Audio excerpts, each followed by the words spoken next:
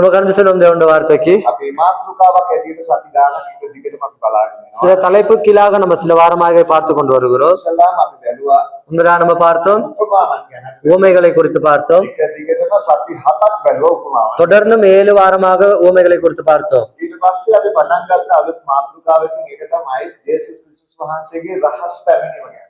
அடுத்ததாக நம்ம தொடர்ந்து பார்த்து கொண்டு வருகிறோம் இயேசுவினுடைய ரகசிய வருகையை குறித்து.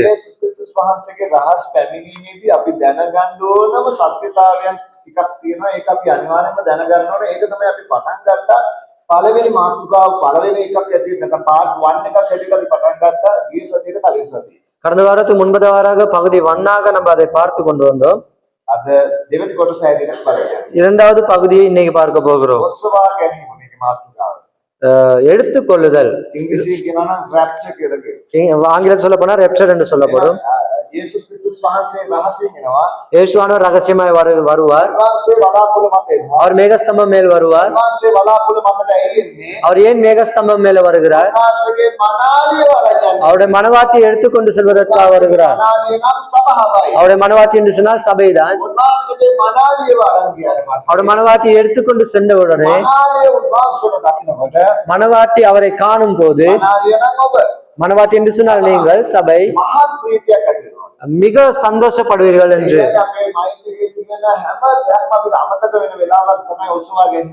நம்முடைய சிந்தனை இருக்கிற எல்லாம் மறந்து போய்விடும். அந்த இடத்துல சந்தோஷப்படுவோம் என்று சொல்லப்படுற நேரம் தான் எடுத்துக்கொள்ளுதல் நேரம். அதற்கு பிறகு பீடனை உபத்திரவ காலம் வரும். 3.5 வருஷம் உபத்திரவ காலம் வரும். இன்னும் 3.5 வருஷம் மகா உபத்திரவ காலம் என்று வரும். 7 வருஷம் உபத்திரவ காலத்தின் பிறகு இயேசுவான நம்மளோட இந்த பூமிக்கு வருவார். ஆமென். அவர் வந்து அவர் வந்து அந்தி கிறிஸ்துவை கட்டி போடுவார்.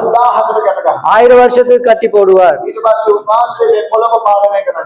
அவர் இந்த பூமியை ஆளுகை செய்ய போகிறார். 1000 வருஷத்துக்கு பிறகு மீண்டும் ஒன்று இருக்கின்றது. அதுதான் பரிசுத்த ஸ்தலம், நியாய தீர்ப்பு. இதை நம்ம ஒழுக்கமாய் கற்றுக்கொள்றது மிகவும் முக்கியம். உபத்திரவ காலத்துல நம்ம இருக்க நேரிடும் என்று சிலர் கேட்பா, யார் போவது? இது எல்லாத்திலும் வேதாகமத்திலே பார்க்க போகிறோம்.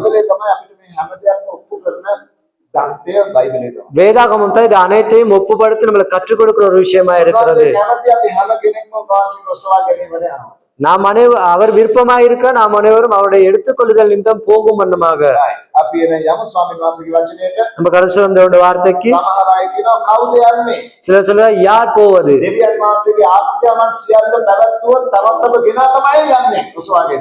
தேவனுடைய எல்லா கட்டளையும் நிறைவேற்றினவர் தான் தேவனுடைய வருகையின் போது போவார்கள் அப்படின்னு சொல்லி. தேவனுடைய கட்டளைகள் எத்தனை இருக்கிறது? 10 கற்பனைகள் இருக்கிறது. அந்த 10 கற்பனையும் பிரித்து 600 கற்பனைகள் இருக்கின்றது.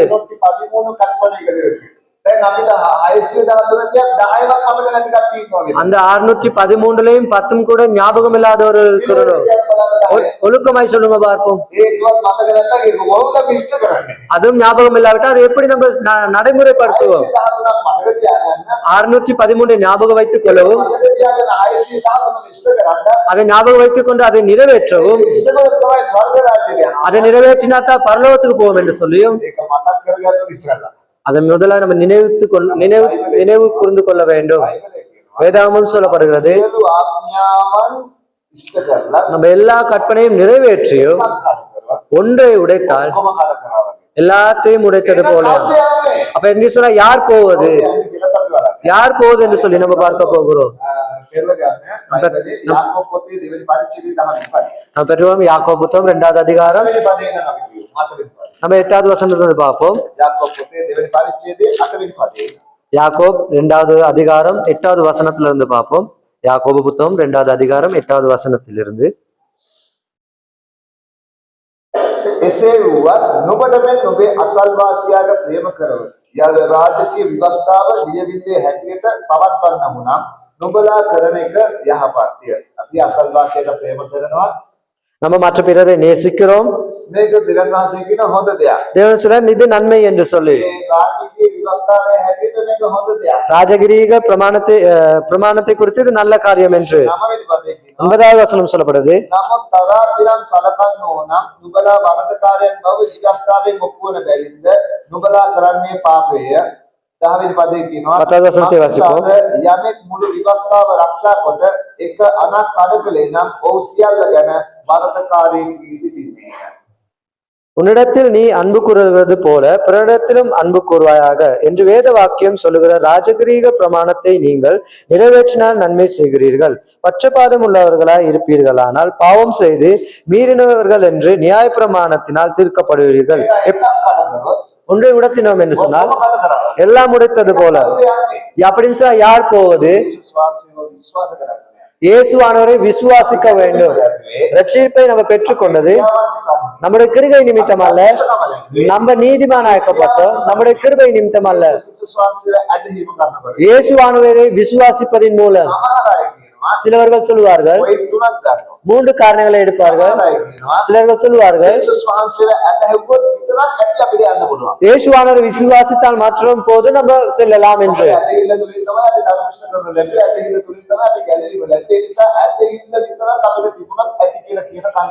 ஏனென்றா விசுவாசத்தின் மூலமா தான் நம்ம நீதிமானாக்கப்பட்டோம் என்று சொல்லப்படுது. ஆனால் சொல்லுற விசுவாசத்தின் மூலம் நம்ம பரலோகம் செல்லலாம் என்று சொல்லுகிறார்கள்.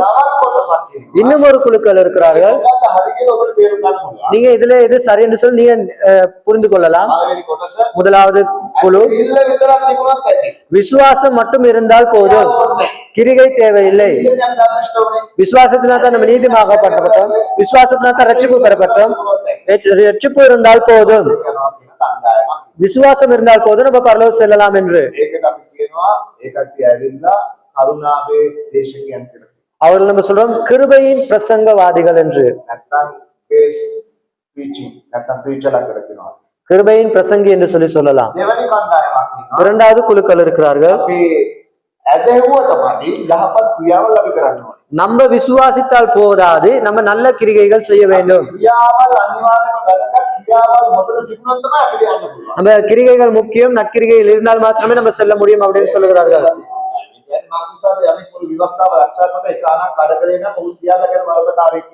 அது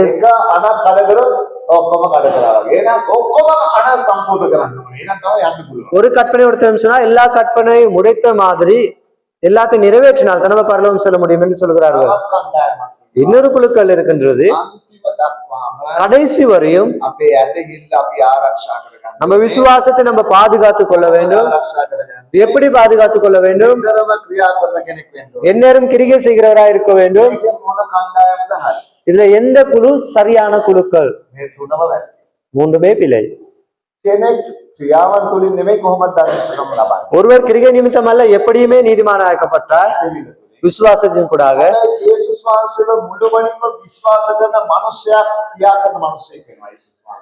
இயேசுவின் நாமத்தினால இயேசுவானவர் விசுவாசிக்கிற மனுஷன் கிரிகை செய்கிற மனுஷனாய் இருப்பார்.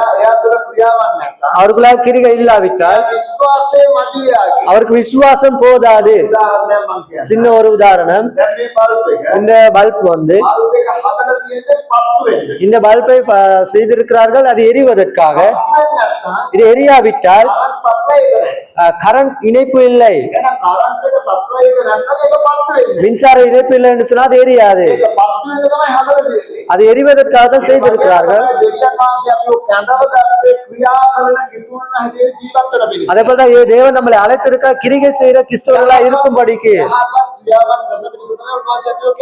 நல்ல கிரிகைகளை செய்யும்படியாகத்தான் தேவன் நம்மளை அழைத்திருக்கிறார்.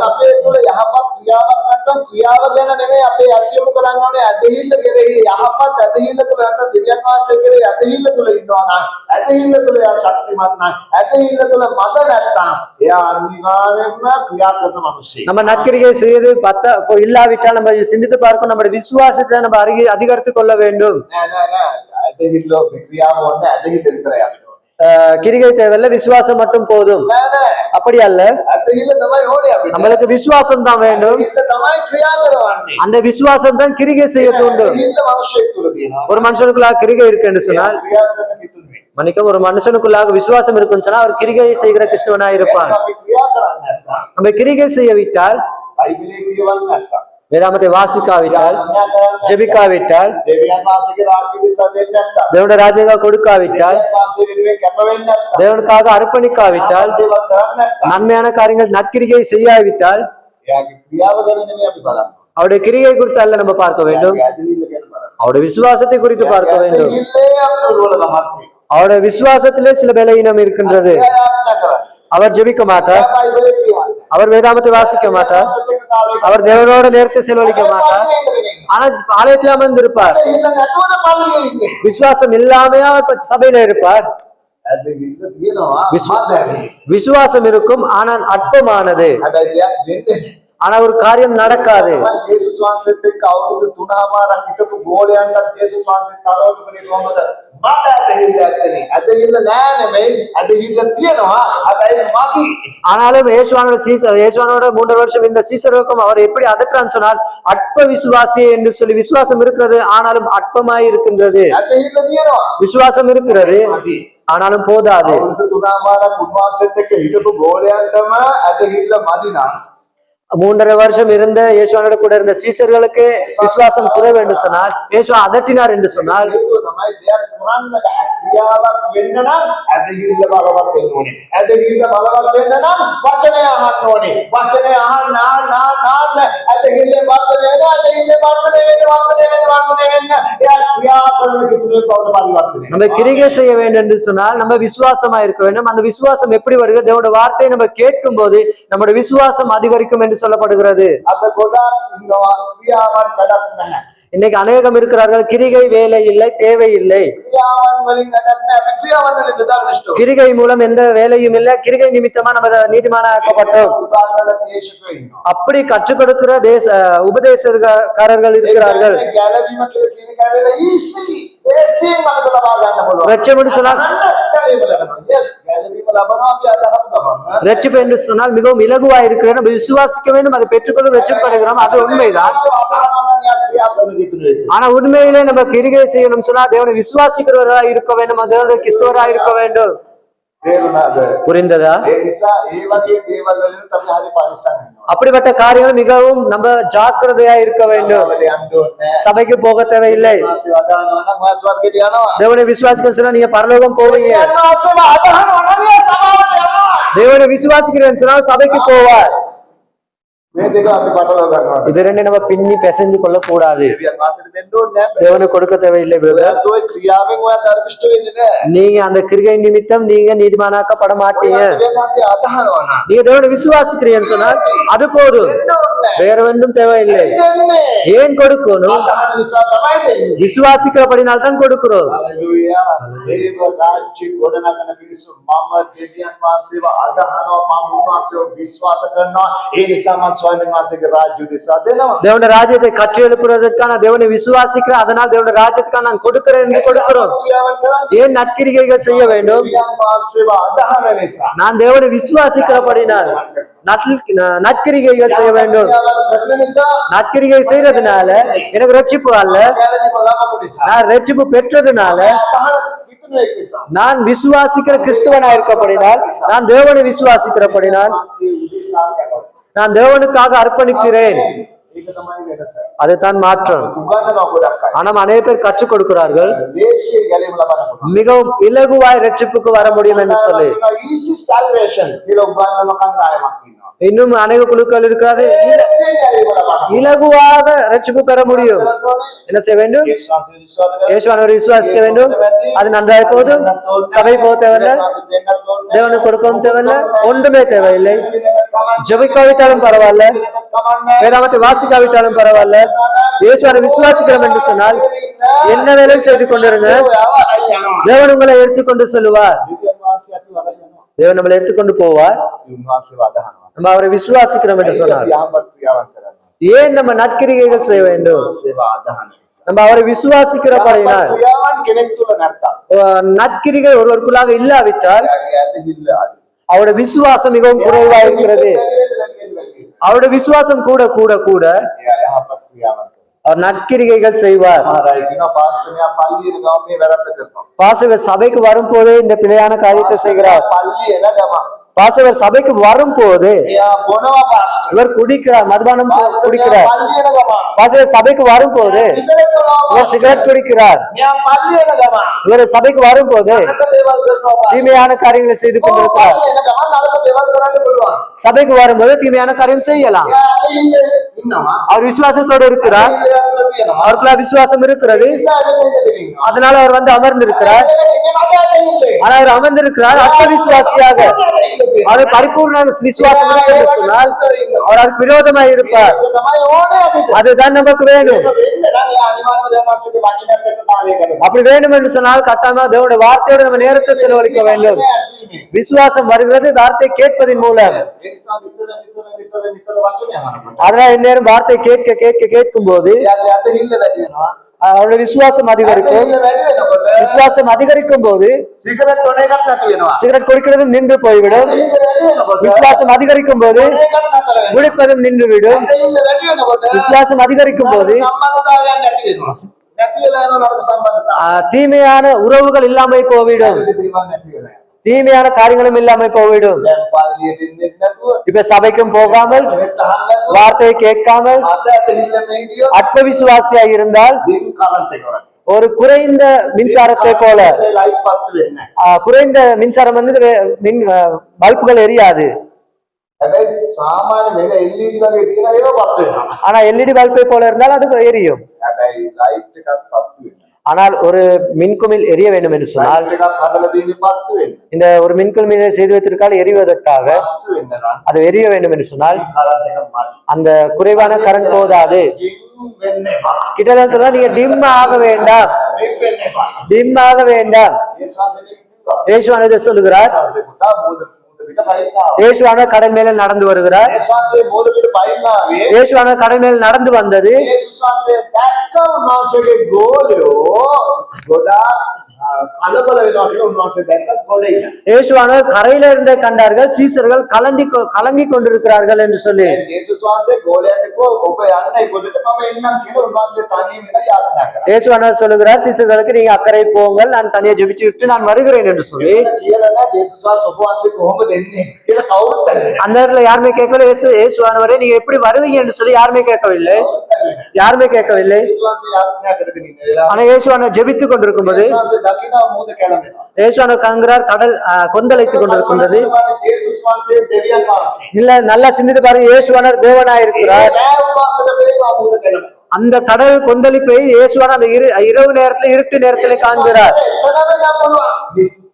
இயேசுவானவர் அங்க இருந்தே முடியும் அமைதியாயிரு என்று சொல்லி முடியுமா ஏழுமா? යේසුස් වහන්සේ එතන විතරද යේසුස් වහන්සේ ආඥා කරන්න කි. இயேசுவான அங்க இருந்து ஜெபிக்கத்தான் அங்க போனார். කැළඹෙනකොට கடல் கொந்தளிக்கும் போது එතන වෙනවා. அங்க இருந்து இயேசுவானவருக்கு முடியும் அமைதியாயிரு, அமைதலாயிரு කියලා කියන්න. அப்படி சொல்லலாம். යේසුස් වහන්සේ එනවා පයි. ஆனா இயேசுவானவர் நடந்து வருகிறார், පයින් ඇවිල්ලා கடலிலே நடந்து வருகிறார். පේතුරු සහනවා பேதுருவானவர் கேட்கிறார், ආදායද இவர் அவதாரமா என்று, යේසුස් වහන්සේ මුදුවට පයින් ஏன் கடல் மேல அவர் நடந்து வருகிறார்? පාස්ටර්ස්ලා ඉන්නවා ඔක්කොටම කෝල් කරලා කියනවා අද මම මුහුද පිට පයින් යනවා. அநேக பாஸ்டர் පයින් යනවා කොට එන්න බලන්න කියනකොට වීඩියෝ අරගෙන ඔක්කොම වීඩියோ කරගෙන ඉන්නවා. அநேக போதமார் இருக்கிறார், அனைவருக்கும் கால் பண்ணி சொல்லுகிறார், நான் கடல்ல நடக்க போறேன் எல்லாம் வாங்க சொல்லி வீடியோவும் பண்ணி கொண்டிருக்கிறார்கள். ඒවා ඇවිදින්නේ. இப்ப விசுவாசத்துல நடக்க போகிறார். அது விசுவாசம் அல்ல. යේසුස් වහන්සේ මුහුදට පයින් ගියේ. ஏன் இயேசுவானவர் கடல் மேல் நடந்து செல்கிறார்? යේසුස්ගේ විශ්වාසය තිබුණා මුහුද මත ක්‍රියා කරන යක්ෂයෙක් ඉන්නවා නැත්නම් ඒකට කියනවා දෙවි කෙනෙක් ඉන්නවා කියලා එයා කියනවා මුහුද පාලනය කරන්න පුළුවන්. கடலை ஆளுகை செய்கிற ஒரு தெய்வம் இருக்கு என்று சொல்லி அந்த ஆட்கள் நினைத்துக் கொண்டிருந்தார்கள். කෙනෙක් මේක දන්නවා. මුහුද යට හැම කෙනෙක්ම දන්නවා. கடல் போற அனைவருக்கும் அது தெரியும், පේතුරුසුත් දන්නවා. பேதுருக்கும் தெரியும். පේතුරුස් වහන්සේ ඔබ අවතාරයක්. பேதுரு நீ ஒரு அவதாரமா என்று. යේසුස් වහන්සේ කියනවා මම தேவன் சொல்றார், இயேசுவானவர் சொல்றார் நான் என்று. යේසුස් වහන්සේ මුහුද පිට පයින් ගියේ. ஏன் இயேசுவானவர் கடலில் நடந்து போகிறார்? මුහුද පිට පයින් ගියේ උන්වහන්සේට මුහුදේ ආධිපත්‍ය බලය උන්වහන්සේට තියෙනවා කියලා පෙන්වු කරන නිසා. ஏன் அவள் கடலிலே நடந்து போறான்னு சொல்ல, கடலின் அதிகாரம் அவர் கொடுத்திருக்கப்படினால் அதை காட்டும் வண்ணமாக கடலிலே நடந்து செல்கிறார்.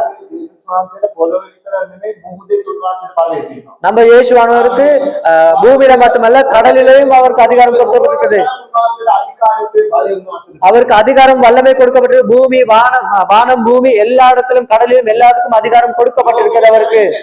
உலகத்தின் படைப்பின் போது සුද්ධාත්මයන් වහන්සේ பரிசுத்த ஆவியானவர் වතුරේ හැසිරුණාලු. ஜலத்தின் மேல் அசைவாடி கொண்டிருந்தார். වතුරේ හැසිරුණා. ஜலத்தின் மேல் அசைவாடி கொண்டிருந்தார். වාසේ ජලයේ මත හැසිරෙන්නා වූ බුදුන් වහන්සේ. பரிசுத்த ஆவியானவர் ஜலத்தின் மேல் அசைவாடி கொண்டிருக்கிறவர். ජලයේ මත හැසිරෙනවා කියන වචනේ ඇවිත් කියන්නේ හෙබ්‍රේ භාෂාවේ රකප් කියලා කියනවා. அந்த ஜலத்தின் மேல் அசைவாடுகிறது எபிரேய மொழியில் சொல்லப்படுகிறது ரெகாப் என்று. ඒකම තමයි அதனுடைய அர்த்தம் தான் නිශ්චලව සිටියා. அமைதலாயிருந்தார். නිශ්චලව සිටියා. அமைதலாயிருந்தார். නිශ්චලව සිටියා. அமைதலாயிருந்தார். அல்லேலூயா. அது மாத்திரமல்லாமல் විවේකීව හිටියා. அவர் ஓய்வாயிருந்தார். නිශ්චලව සිටියා කියලා කියන්නේ මු르දුව ඒ කියන්නේ කේන්ති ගන්න නැතුව කලබල වෙන්නේ නැතුව අන්න එහෙම හිටියා. அவர் அமைதலாயிருந்தார் என்று சொல்லப்படுகிறது. මුකුද කැළඹෙන වෙලාවේ கடல் கொந்தளிக்கும் போது යේසුස් වහන්සේ இயேசுவானவர் නිශ්චලව ආවා. அவர் அமைதியாய் வருகிறார். උන්වහන්සේ පටන් ගැනීමේදී அவர் தொடக்கத்திலே සිටියා වූ දෙවියන් වහන්සේ කියලා පෙන්වන මිනිස්සු උන්වහන්සේ ආවේ. ஆதியில தொடக்கத்திலே இருந்தவர் என்று காண்பிக்கு வண்ணமாக வந்தார். උන්වහන්සේ දැනුත් අපිත් එක්ක ඉන්නවා. அந்த தேவன் இப்பொழுது நம்மளோடு கூட இருக்கிறார். ஆமென். උන්වහන්සේ එනකොට අහනවා අවතාරයක් அவர் வரும்போது பேதுருவானவர் கேட்கிறார், இவர் அவதாரமா என்று. அவர் சொல்றார், நான் என்று சொல்லி. එයා කියන පේතෘස් කියන එන මටත් බහලා එන්න ඉඩ. அப்படி என்ன பேதுருவானவர் சொல்றார், அப்படி என்ன கட்டளையிடும் நானும் நடந்து வருகிறேன் என்று. இயேசுவானவர் சொல்றார், வா என்று சொல்லி அவர் நடந்து வருகிறார். ඒ ගමන් යා බය නැතුව යනවා. அந்த கொந்தளிப்பை கண்டவுடனே பயந்து உள்ளே போகிறார். විශ්වාසය වැඩ. இயேசுவானவர் இழுத்து எடுக்கிறார். යේසුස් වහන්සේ ඒ වෙලාවේ ඔරුවට නැක්කා. இயேசு அந்த நேரத்திலே படகுல ஏறுகிறார். නැක්කට පස්සේ படகுல ஏறின உடனே ගෝලියෝ ටික මොකද කරේ? சீசர்கள் என்ன செய்கிறார்கள்? ඒ වුණා. பயந்தார்கள். විශ්වාසය මොනවද කරේ? இயேசுவானவர் சொல்கிறார், නිශ්චල වේවා. அமைதலாயிரு මට ඇදහිලි අත්තනි. அற்ப விசுவாசிகளே. මට ඇදහිලි අත්තනි කියලා කිව්වා. ஏன் அற்ப விசுவாசிகள் என்று சொல்கிறார்? கிரிகை இல்லை. ஏன் கிரிகை இல்லை? விசுவாசம் குறைவு. මේ සතර මාර්ගයේ ඉන්නේ. விசுவாசம் இருக்கிறதுனால தான் என்னோட இருக்கிறார்கள். යේසුස් වහන්සේට කියන්නේ ඇදහිල්ල තියෙන නිසා. படகுல இயேசுவானோட கூட இருக்கிறார்கள். விசுவாசம் இருந்தபடிதான். කරන්න බැරියයි. ஆனா பெரிய காரியம் ஏன் செய்ய முடியாது? ஏன் கிரிகை செய்ய முடியாது? නිශ්චල කරන්න බැරි. ஏன் கடலை அமைதியில் படுத்த முடியாது? ඇදහිල්ල මදි. விசுவாசம் போதாது. ඒ නිසා තමයි යේසුස් වහන්සේ මාර්ගය ඇදහිල්ල ඇති. அதனால தான் இயேசுவானவர் சொல்றார், அற்ப விசுவாசிகளே. පාස්ටර්යා පල්ලියට ගමන් සිගරට් බොන්නේ. ஏன் பாஸ்டர் சபைக்கு வரும்போது சிகரெட் குடிக்கிறார்? පල්ලියට ගමන් ඩ්‍රින්ක්ස් ගන්නේ. பாஸ்டர் ஏன் பாஸ்டர் இவர் சபைக்கு வரும்போது குடிக்கிறார்? ඇදහිල්ල මදි. விசுவாசம் குறைவு. ළඟ ඉන්න කෙනා අහන්න වගේ ඇදහිල්ල මදිද? கிட்டத்தட்ட கேளுங்க, உங்களோட விசுவாசம் குறைவா? මේක YouTube එකෙන් බලලා සමාවට විතරක් නෙවෙයි සමාවට. මේ YouTube එකෙන් බලලා ඉන්නත් පුළුවන්. අහන්න ළඟ ඉන්න කෙනාගේ. இதே சபை உள்ளவருக்கு மட்டுமல்ல, யூடியூப்ல பார்த்து கொண்டிருக்க முடியும், உங்களுக்கு பக்கத்துல உள்ளவர்கிட்ட முடியும். விசுவாசம் குறைவா என்று சொல்லி கேட்கலாம். අපේ දාලා උඩට අපේ දාලා நல்ல வாயிலே போட்டு අපේ දාලා තත්කල කට හොදන නිකන් නියමට වෙනවා. நல்ல வாயிலே போட்டு அசைத்து கொண்டிருந்து பிறகு கண்ட உடனே நல்ல வாயை கழுவி கொண்டிருக்கிறார்கள். අපි මොකද කරන්නේ? நம்ம என்ன செய்ய வேண்டும்? අපි යාගේ ක්‍රියාවට බලිනවද? அவர் கிரிகைக்காக நம்ம பேசுறோமா? ක්‍රියාවට තරවටු කරනවා. அவர் கிரிகைக்கு நம்ம அதட்டுறோமா? බලන්න ඕනේ ඇදහිල්ල. நம்ம பார்க்க வேண்டும் விசுவாசம். සුල ඇදහිල්ල. அவருக்குள்ளாக விசுவாசம் குறைவா? තමයි ආයේ. அவர் விசுவாச குறையினால் தான் அதை செய்கிறார். ඇදහිල්ල තමයි වර්ධනය කරන්නේ. அப்படின்னா அவர் விசுவாசத்தை நம்ம அதிகரிக்க வேண்டும். යේසුස් වහන්සේ කියන්නේ ගලාති 5:16 ආත්මන මාසය තුල හැසිරෙන්න එවිට මාසයේ තෘෂ්ණා සම්පූර්ණ කරන්නේ. அதனால தான் கலாத்தியர் புத்தகம் 5ஆம் அதிகாரம் 16ஆம் வசனம் சொல்லுங்க, ஆவிக்குள்ளே நடங்கள், அப்பொழுது மாம்சத்தின் கிரியை நீங்க வெறுப்பீர்கள் என்று சொல்லி. ආමේන්. ගලාති 5:16. கலாத்தியர் புத்தகம் 5ஆம் அதிகாரம் 16வது வசனம்.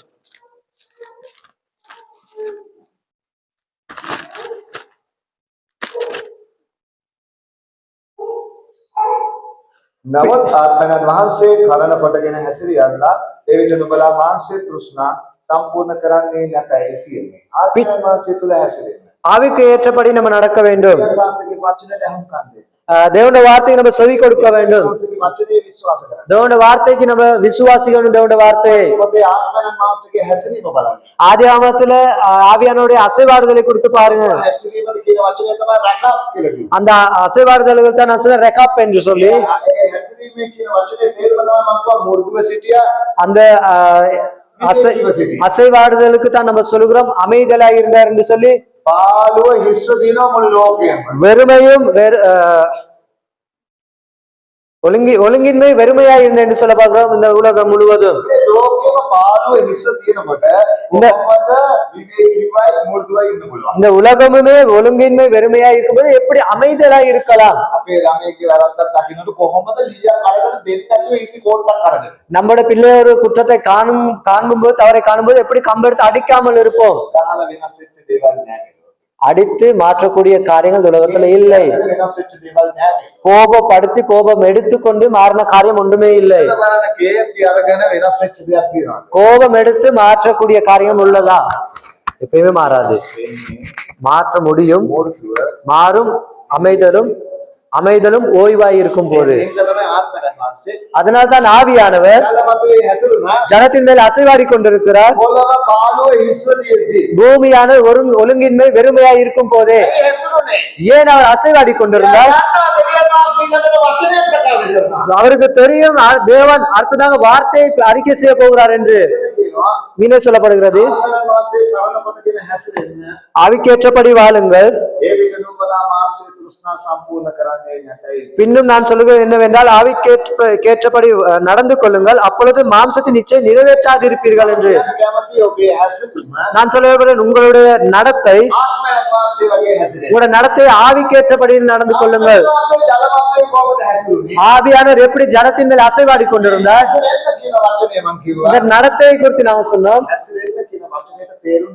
அந்த அசைவாடுதலுக்கு ரெண்டு அர்த்தம் உள்ளது. அசைவாடுதலுக்கு ரெண்டு அர்த்தம் உள்ளது. ஒன்று வந்து ஓய்வாய் இருப்பது, ஒன்று வந்து அமைதலாய் இருப்பது. வெறுமையை காண்கிறார்கள், ஒழுங்கின்மையை பார்க்கிறார்கள், குறைவுகளை காண்கிறார். ஓய்வாய் இருக்கிறார், அமைதலாய் இருக்கிறார், கோபப்பட மாட்டார், கோபத்தை எடுத்து பெற்றுக்கொள்ள மாட்டார், அமைதலாய் இருப்பார். தேவன் கிரியை செய்வார். கிட்டத்துல உள்ளவங்க சொல்லுங்க, அதே போல நீங்க நடந்து கொள்ளுங்கள். அமைதலாய் இருங்க, ஓய்வாய் இருங்க. அமைதலாய் இருங்க, ஓய்வாய் இருங்கள். எப்பயுமே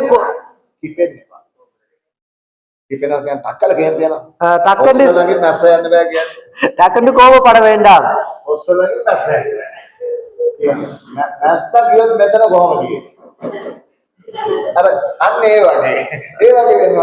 நம்ம அப்படி டக்குன்னு கோபப்படக்கூடாது.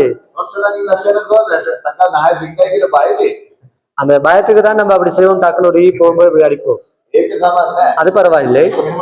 அதை எப்படி அதே போல கோபப்பட வேண்டும், டக்குன்னு கோபப்பட வேண்டாம். அப்படி சொல்ல எல்லா நேரத்தும் ஆவிக்கேற்றபடி நடந்து கொள்ளுங்கள், ஆவிக்கேற்றபடி வாழுங்கள். ஆவியானவருக்குள்ளாக கிரியை வேலை செய்யுங்கள். அசைவாடுதல் சொல்ல அறிந்து கொள்ள வேண்டும் என்ன என்று சொல்லி, அசைவாடுதல் சொல்ல அமைதலும் ஓய்வாயும் இருப்பது. ஆவியானவர் ஏன் அமைதலாகவும் ஓய்வாயும் இருந்தார்? தேவன் கிரியை செய்வார் சொல்லி அவருக்கு தெரியும். அடுத்ததாக வசனத்தை பார்த்தால்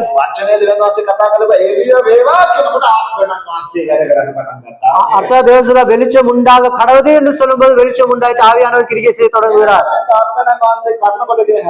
நம்மளும் ஆவிக்கேற்றபடி நம்ம நடந்து கொள்ள வேண்டும். தேவனுடைய வார்த்தை முடிந்த அளவு கேளுங்கள், சபையோட ஐக்கியமாயிருங்கள்.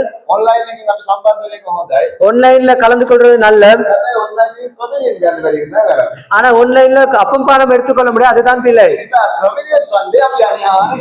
அதுதான் முதல் ஞாயிற்று அப்பம் பானம் ஞாயிற்றுக்கிழமை அன்று நீங்க கலந்து கொள்ள வேண்டும் சபையோட. அப்போதுதான் தேவனுடைய வார்த்தை கேட்கும் போது விசுவாசம் அதிகரிக்கும். விசுவாசம் அதிகரிக்க அவர் கிரியை செய்கிற கிறிஸ்துவராய் மாறப்படுவார். அதனால வேதாகமத்தில் சொல்லப்படுகிறது, கிரிகை இல்லாவிட்டால் விசுவாசம் மரித்து போயிட்டு. கிரிகை இல்லாவிட்டால் விசுவாசம் மரித்து. யாக்கோபு புத்தகம் 2வது அதிகாரம் 17வது வசனம்.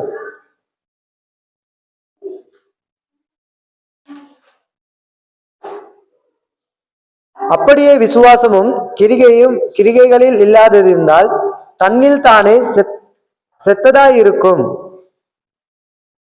யாக்கோபு 2:17 සිංහලෙන් අපි කියවමු. ඇදහිල්ල ක්‍රියා නැතුව තනියම සිදුවේ නම් මැරිලාය. 14. මම මේක තවත් පරිවර්තනයක මම කියන්න කැමතියි. இன்னும் ஒரு மொழிபெயர்ப்புல இதை சொல்ல விருப்பப்படுகிறேன். ඒක කියන්නේ මෙහෙම. அதுல இருக்கிறது இப்படி, අනික් අයට අපි යහපත කරන්නේ නැත්නම් மற்றவர்களுக்கு நம்ம நன்மை செய்யாவிட்டால் තමන් තුළ ඇදහිල්ල නැහැ. நம்மளுக்குள்ளாக விசுவாசம் இல்லை. අපි අනිත් අයට යහපත කරනවා නම් நம்ம மற்றவர்களுக்கு நன்மை செய்கிறோம் என்று சொன்னால் තුළ ඇදහිල්ල තියෙනවා. நம்மளுக்குள்ளாக விசுவாசம் இருக்கிறது. කෙනෙක් ක්‍රියා කරනවා. ஒருவர் கிரிகை செய்கிறார் என்று சொன்னால் ඒම ඇදහිල්ල ක්‍රියා නැතුව තනියම තිබේ නම් මැරිලාය. ඒ කියන්නේ මේක එන්නේ අනිත් අතට.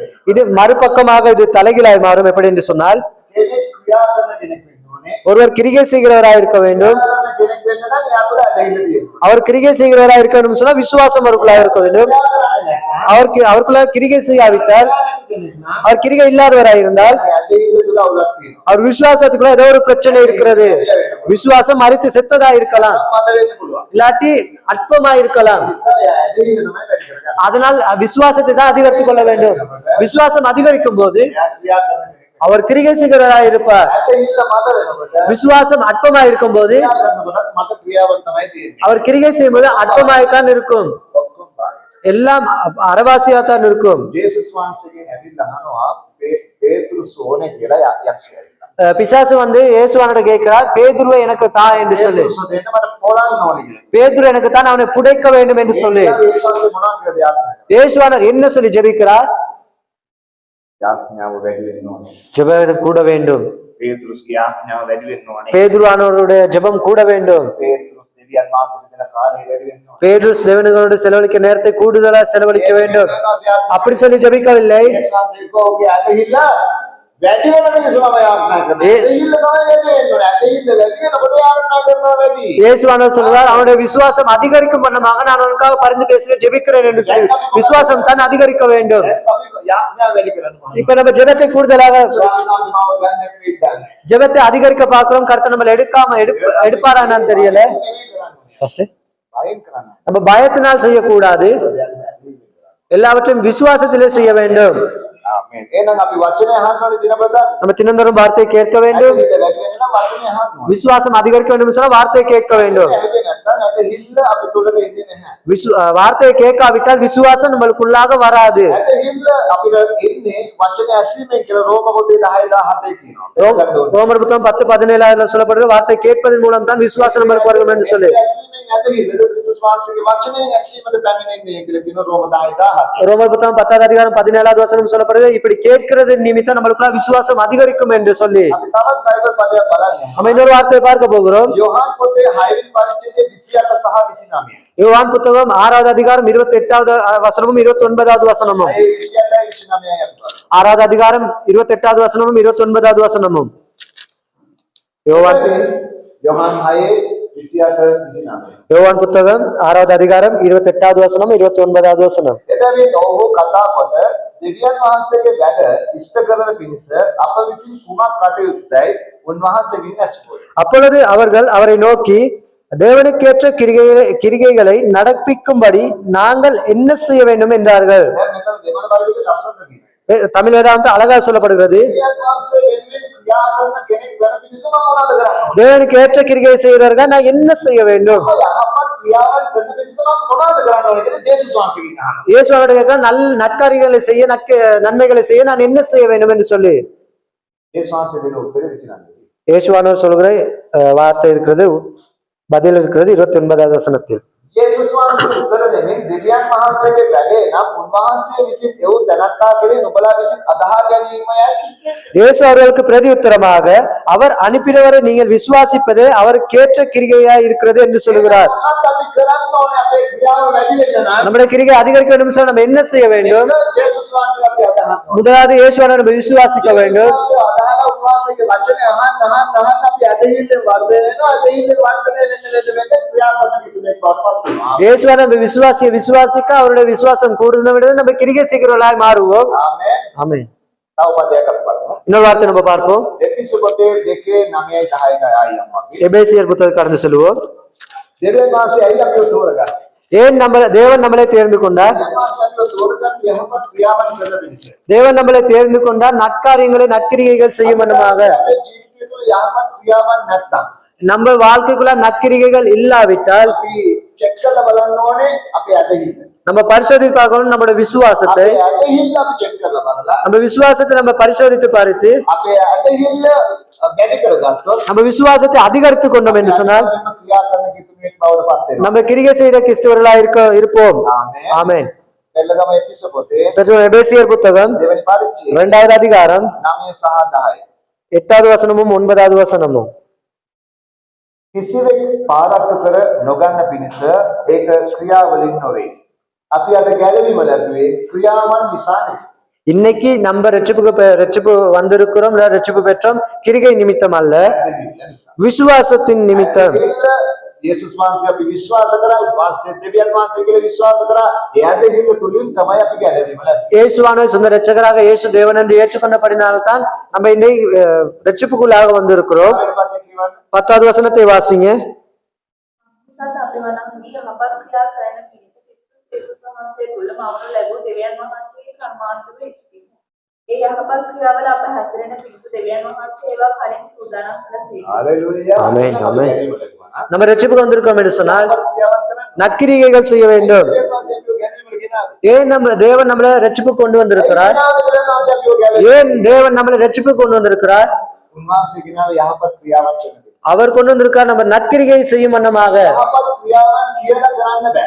நற்கிரிகையை சொல்லி செய்ய முடியாது. ලෝකේන මිනිස්සු ඔක්කොම යහපත් ක්‍රියාවන් කරයි. இந்த உலகத்தில் உள்ள அனைவரும் நற்கிரிகைகள் செய்வார்கள். මිනිස්සු යහපත් ක්‍රියාවන් කරන්නේ නැත්තේ. ஏன் நற்கிரிகை செய்ய மாட்டார்கள்? විශ්වාසය ආදාහන නිසා. இயேசுவானவர் விசுவாசிக்காதபடியினால். යහපත් ක්‍රියාවන් කරන්න පුළුවන් උන්වහන්සේව ආදාහන නිසා. நற்கிரிகையை செய்ய முடியும் அவரை விசுவாசித்தால் மட்டுமே. දැන් ඔබට කියන්න පුළුවන් යේසුස් වහන්සේව ආදාහන නැති හොඳ මිනිස්සු කොච්චර ඉන්නවද? இயேசுவானவரை விசுவாசிக்காத மனுஷர்கள் எத்தனை பேர் இருக்கிறார்கள்? බෞද්ධයින් ගොඩක් අය அநேக பௌத்தாக்கள் இருக்கிறார்கள். அநேக பேர் පාරේ යනකොට අතු ගාගෙන යන්නේ. ரோட்ல போகவும் கூட்டி கொண்டு போவார்கள். සමහර අය ඉන්නවා හරි හොඳයි ඉන්නවා. சில அநேக நல்லவர்கள் இருக்கிறார்கள். ඒ අය පාරේ යනකොට අතු ගන්නවා. தன் பாதையில செல்லும்ப அதை கூட்டி கொண்டு போவார்கள். යන්නේ භූමිය කල්පයයි කියලා. ஏன்னு கேட்டா ஒரு எறும்பு சரி மிதிப்பட்டு விடும் என்று சொல்லி அப்படிப்பட்ட நல்லவர்களும் இருக்கிறார்கள். ඒක හොඳ නිසා යනකොට ස්වර්ගයට அப்படி நல்லதா இருக்கிறதுனால அப்படி நன்மை செய்யறதுனால பரலோகத்துக்கு செல்ல முடியுமா? කිව්වා යේසුස් වහන්සේව අදහිම තුලින් තමයි අපිට ස්වර්ගයට යන්න පුළුවන්. இயேசுவான விசுவாசிப்பதன் மூலம் தான் நம்மளுக்கு பரலோகத்துக்கு செல்ல முடியும். යහපත් ක්‍රියාවලට අපි අයි කරන්නේ යේසුස් වහන්සේව ආදාහන නිසා. நன்மை நற்கிரிகை ஏன் செய்கிறோம்? இயேசு கிறிஸ்துவை விசுவாசிக்கிறபடியினால். සමහර සාමියෝරු ඉන්නවා, තපස් රකින්න ඉන්නවා, ගොඩක් හොඳ මිනිස්සු. அநேக சாமியார்கள் இருக்கிறார்கள், பாவம் செய்யாதவர்கள், වැඩි කරන්නේ නැති අය. தவறு செய்யாதவர்கள். හැබැයි ඒ අයගේ යන්න පුළුවන් දේවල් වහන්සේ ළඟට ஆனா அவர்களுக்கு தேவன் கிட்ட போக முடியுமா? ஏன் போக முடியாது? යේසුස් වහන්සේව ආදාහන. இயேசுவானவர் விசுவாசிக்காதபடியினால். යේසුස් වහන්සේව ඇදහිම තුලින් තමයි අපිට උන්වහන්සේගේ ගැලවීම අපිට ලැබෙන්නේ. ஏனென்றா இயேசுவானவரை விசுவாசிப்பதன் மூலம் தான் ரட்சிப்பு நம்மளுக்கு வருகிறது. ගැලවීම ලැබපු නිසා තමයි අපි යහපත් ක්‍රියාවන් කරන්නේ. அந்த ரட்சிப்பை பெற்றதுனால தான் நம்ம நற்கிரிகைகள் செய்கிறோம். ஆமென். ස්වර්ගයට යන්නේ නෙමෙයි. பரலோகத்துக்கு போறதுக்கு அல்ல, ස්වර්ගයට යන්නේ උන්වහන්සේව අදාහ ගන්න. பரலோகத்துக்கு போக அவரை நம்ம விசுவாசிக்க வேண்டும். උන්වහන්සේව අදාහනවා නම් அவரை விசுவாசிக்கிறோம் சொன்னால் යහපත් ක්‍රියාවන් කරනවා. நற்கிரியை செய்கிறோம். යහපත් ක්‍රියාවනේ ඇදහිල්ලයි දෙකක් නෙමෙයි එකක් සම්බන්ධයි. நற்கிரிகையும் விசுவாசமும் ரெண்டு வெவ்வேறு அல்ல, ரெண்டும் ஒன்று கொண்டு ஒத்ததா இருக்கிறது. අදහනවා නම් விசுவாசிக்கிறோம் சொன்னால் கிரிகை செய்கிறோம். ආමෙන්. නැත්නම් ක්‍රියා නැතුව ඇදහිල්ල විතරක් නෑ. கிரிகை இல்லாம விசுவாசம் மட்டுமல்ல, ක්‍රියා කරන කිතුනේ. அவர் விசுவாசிக்கிறவன் என்று சொன்னால் கட்டாம கிரிகை செய்கிறவனா இருப்பான். ආමෙන්. right. දැන් අපි යමු උප්පත්ති පොතේ. பெற்றோர் ஆதியாகமம் புத்தகம், සමාවෙන්න මතේ පොතේ மன்னிக்கவும் மத்தேயு புத்தகம் 26 වෙනි පරිච්ඡේදය. 26வது வசனம் அதிகாரம் 6 වෙනි පරිච්ඡේදය. 6வது வசனம். மத்தேயு புத்தகம் 26வது அதிகாரம் 6வது வசனம்.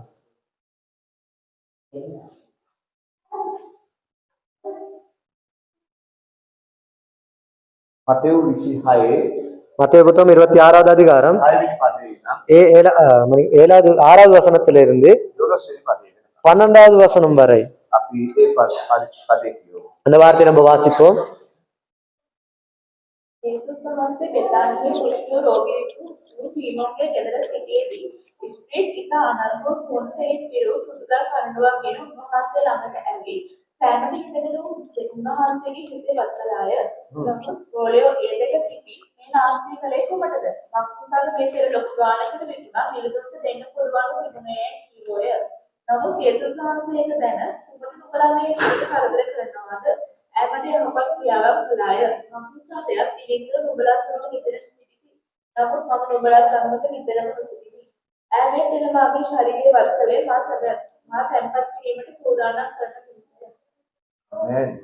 මේ සිදුවීම සිද්ධ වෙන්නේ இந்த கிரியை இந்த காரியம் நடக்கின்றது යේසුස් වහන්සේ නැරෙන්න දවස් දෙකකට කලින්. இயேசுவானவர் மரிப்பதற்கு 2 நாளைக்கு முன்பதாக මේ එක සහෝදරියක් ඇවිල්ලා ஒரு ஸ்திரீ வந்து යේසුස් වහන්සේගේ හිස මත යේසු- ආලේප කරනවා තෛලයක් කරනවා. இயேசுவானுடைய சிரசின் மேல் ஒரு எண்ணெயை ஊற்றி அவர் அபிஷேகம் செய்கிறார். යේසුස් වහන්සේට තුන් වතාවක් තෙල් වක්කලා උන්වහන්සේගේ ශරීරයට. இயேசுவானவருடைய சிரசின் மேல் 3 தடவை அந்த எண்ணெயை ஊர்த்துகிறார். උන්වහන්සේ සේවය පටන් ගන්නකොට அவர் ஊழியத்தை தொடங்கும் போது වැරදි කාන්තාවක් தவறான ஒரு பெண், වැරදි කරපු කාන්තාවක් தவறு செய்த ஒரு பெண் උන්වහන්සේගේ පාදවලට තෙල් වක්කලා. அவருடைய பாதத்திற்கு எண்ணெயை ஊற்றுகிறாள். ඒ වගේම තමයි යේසුස් වහන්සේගේ සේවය අවසානයේදී இயேசுவானுடைய ஊழியத்தின் கடைசி අපි நேரத்தில் දන්නවා බෙතානියේ நம்ம தெரியும் பெத்தானியாவில் යේසුස් වහන්සේගේ පාදවලට මාරියා කියලා කෙනෙක් උන්වහන්සේගේ පාදවලට තෙල් වක් කරා. அதே போல மரியா என்கிற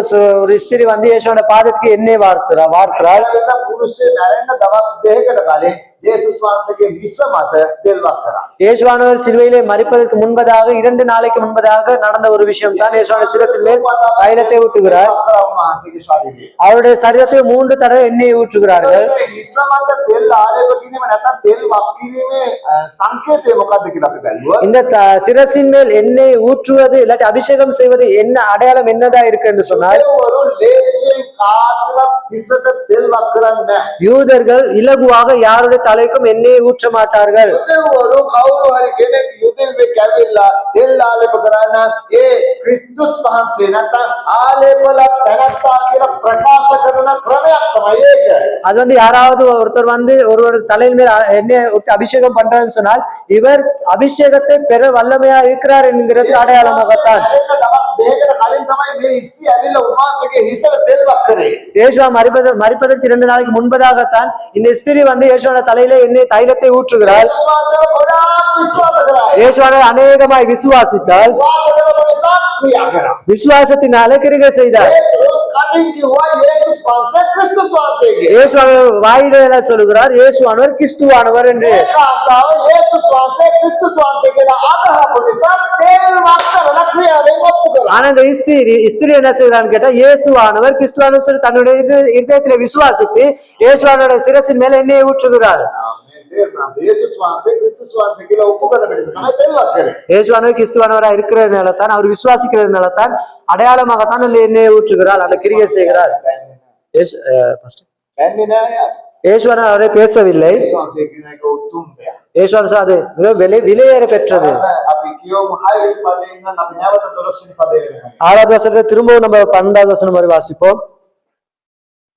යේසුස් වහන්සේ බෙතානියෙහි කුෂ්ඨ රෝගී වූ සීමෝන්ගේ ගෙදර සිටියේදී ස්ත්‍රී ඉතා අනර්ඝ වූ සුවඳ තෙලින් පිරවූ සුදු කල් කරඬුවක් වෙන උන්වහන්සේ ළඟට ඇවිත් සෑමට හිඳගෙන උන්වහන්සේගේ හිසේ වත් කළාය.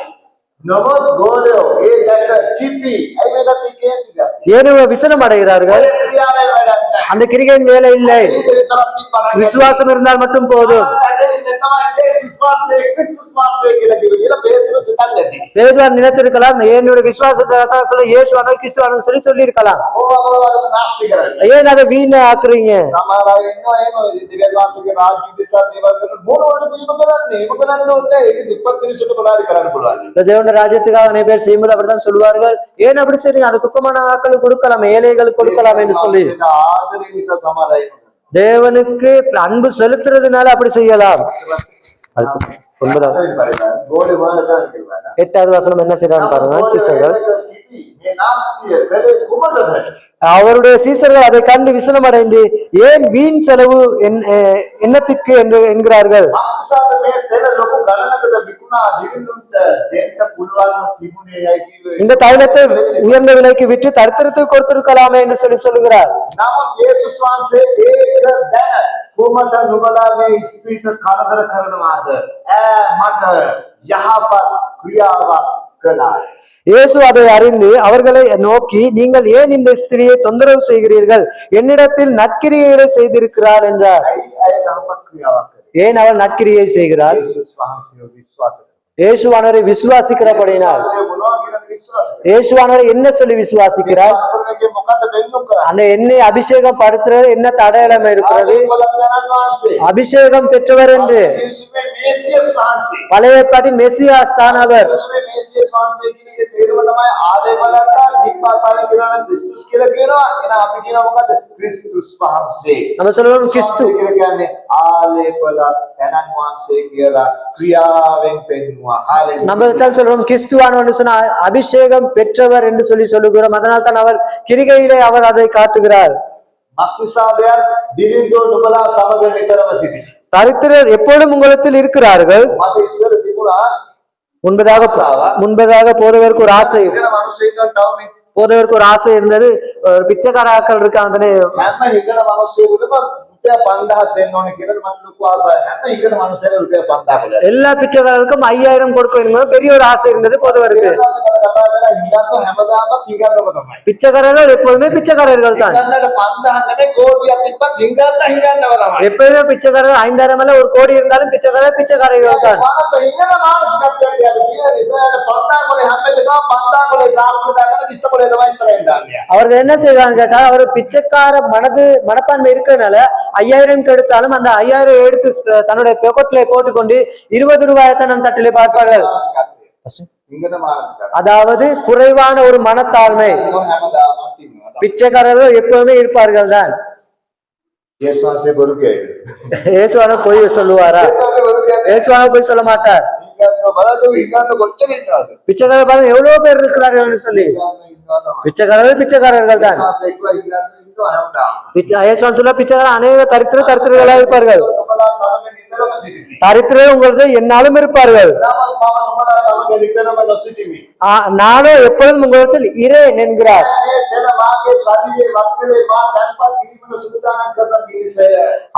இவள் இந்த தைலத்தை என் சரீரத்தின் மேல் ஊற்றினது என்னை அடக்கம் பண்ணுவதற்கு எத்தனமான செய்கையா இருக்கிறது. இயேசுவானவர் கிறிஸ்துவானவர். அதனால்தான் அவர் என்னை அபிஷேகம் செய்கிறார். 3 பேர் 3 தடவை எண்ணெயினால் அபிஷேகம் செய்கிறார்கள். ஊழியத்தை ஆரம்பிக்கும் போது, ஊழியம் கடைசியில்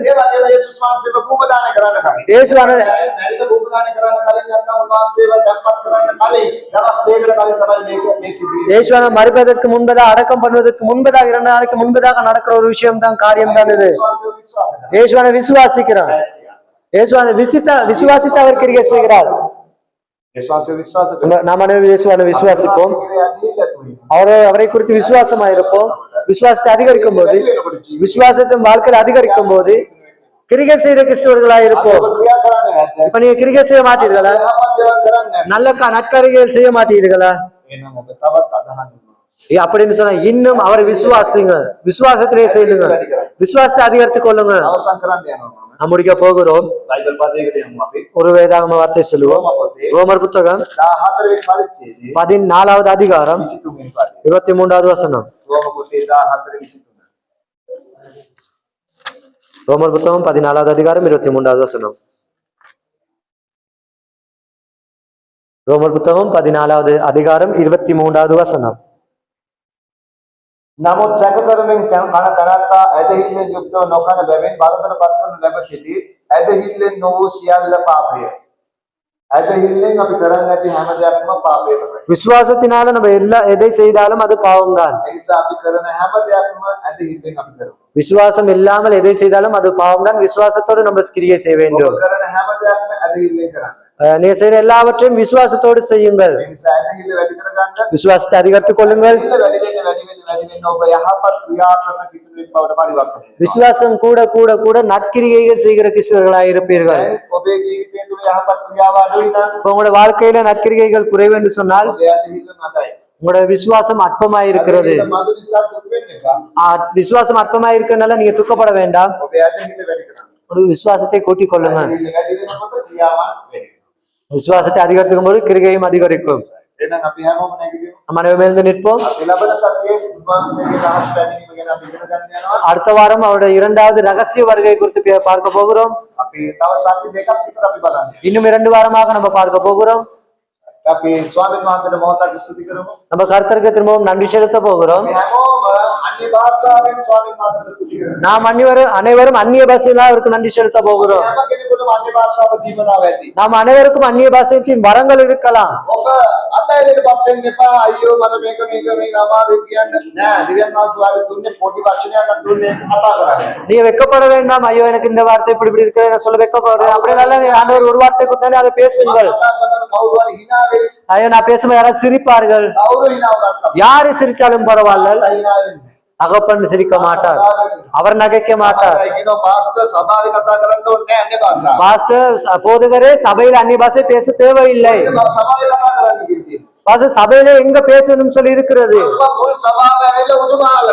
முதல் சபை வந்து மேல் மாடி. පෙන්තකොස්තු දවසේ උඩුමහලේ සභාවක් ඇවිල්ලා ඉන්නකොට තමයි සුද්ධාත්මයන් වහන්සේ අන්‍ය භාෂාව දීමනාව මනුෂ්‍යයන්ට දුන්නේ. அந்த பெந்தகோஸ்தே நாள்ல மேல் மாடியில இருக்கும்போது தான் முதலாவது அவர் அந்நிய பாஷையை கொடுக்கிறார். අන්‍ය භාෂාව දීමනාව නැත්නම් හාලෙලූයා කියලා කියනවා.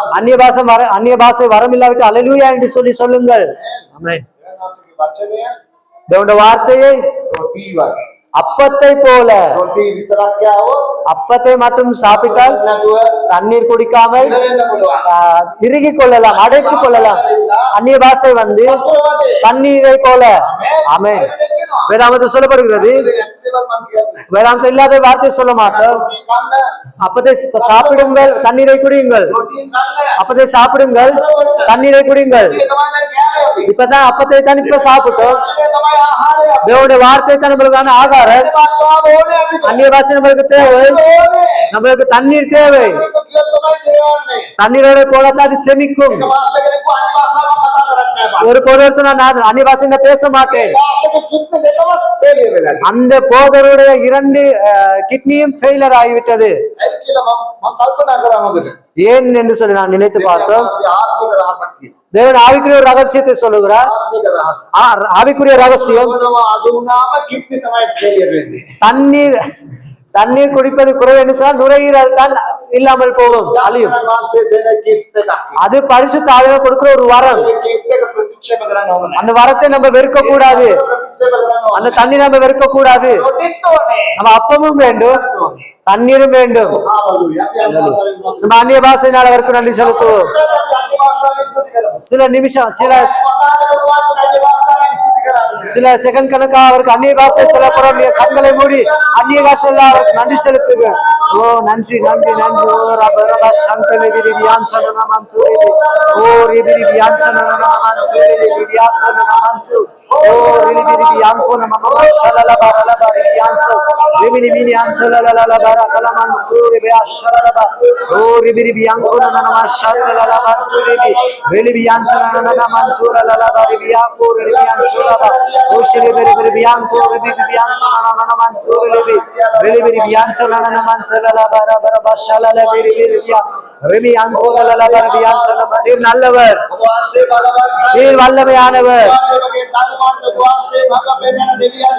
உடைய பிள்ளைகளை வழி நடத்துற கர்த்தராய் இருக்கிறீங்க. எந்நேரம் உங்களோட பிள்ளையோட இருக்கிறவராய் இருக்கிறீங்க. கர்த்தாவே உமக்கு நன்றி செலுத்துகிறோம். உடைய வார்த்தை மூலம் அவர் கற்றுக் கொடுத்தோம். உங்களுடைய பிள்ளைகளோட வாழ்க்கையில கிரிகை இல்லாவிட்டால் அவருடைய விசுவாசத்தை குறித்து பரிசோதி பார்க்க அவர்களுக்கு வழிகாட்டுங்க. இயேசுவானவருக்கு செலுத்துகிற அன்பை குறித்து அவர் நினைக்கக்கூடியதாக வழி நடத்துங்க. அவர் இயேசுவான விசுவாசிக்க இன்னும் அவருடைய விசுவாசத்தை அதிகரித்துக் கொள்ள உங்களுடைய வார்த்தையை கேட்க விசுவாசத்தை அதிகரிக்கக்கூடிய மனப்பான்மையை கொடுங்க. அனைவரும் நற்கிரிகையை செய்பவர்களாயும் உம்முடைய உயர்த்தை போல அவர் செய்து என்று சொன்னீங்க. நீங்களோட அனைவரும் நற்கிரிகை செய்யும் வண்ணமாக உங்களுக்காக உங்களுக்கு ஏற்ற நற்கிரிகை செய்யப்படுவதாக உங்களுடைய நாமம் மகிமைப்படத்தக்கிறார். நற்கிரிகை செய்யும் வண்ணமாக உங்களை குறித்து விசுவாசத்தை அதிகரித்துக் கொள்ள வேண்டும். அவருடைய விசுவாசத்தை அதிகரித்துக் கொள்ள வேண்டும். ඔබගේ අනුග්‍රහය උන්ට දෙන්න. உங்களுடைய தயவை அவர்களுக்கு கொடுங்க. උන්ට උනන්දුවක් ඇති කරන්න. அவர்களுக்கு ஒரு உற்சாகத்தை ஏற்படுத்துங்க. යාත්‍රිකස් විවෘත කරන්න. ஆவிக்குரிய கண்ணை திறங்க. යෙසාය පොතේ 54 වෙනි පරිච්ඡේදය. ஏசாயா புத்தகம் 58வது அதிகாரம் 11 වෙනි පදේ ප්‍රකාරයට 11வது வசனத்துக்கு படி. නිතරම මත පෙන්වන්න. எந்நேரம் வழி காட்டுங்க. ඔබ වාසය අපේ වන්ඩර්ෆුල් කවුන්සලර්. நீர் எங்களுக்கு ஏற்ற பிரசங்கிக்கையார் இருக்கிறீங்க. උපදේශකයන්. நல்ல உபதேசக்காரராய் இருக்கிறீங்க. නිතර ඔබගේ ධර්මවත් උපදෙස් දෙන්න. எந்நேரம் உங்களோட பிள்ளைகளுக்கு உபதேசிங்க. ධර්මවත් මඟ පෙන්වන්න. அவர்களுக்கு கற்றுக் கொடுங்க. ඔබගේ දේවලි මසාදා. உங்களுடைய ரத்தத்தினால் மூடிக்கொள்ளுங்க. දේවලි පුත්‍රාදර. ரத்தத்தினால் முற்றிட்டு பாதுகாத்துக் கொள்ளுங்க. කරනව හැම වැඩකම ආශිර්වාද කරන්න. வருஷம் எல்லா வேலையும் ஆசீர்வதிங்க. වර්ධනය කරන්න. வளர்ச்சி அடைய செய்யுங்க. ඔබගේ අනුග්‍රහය.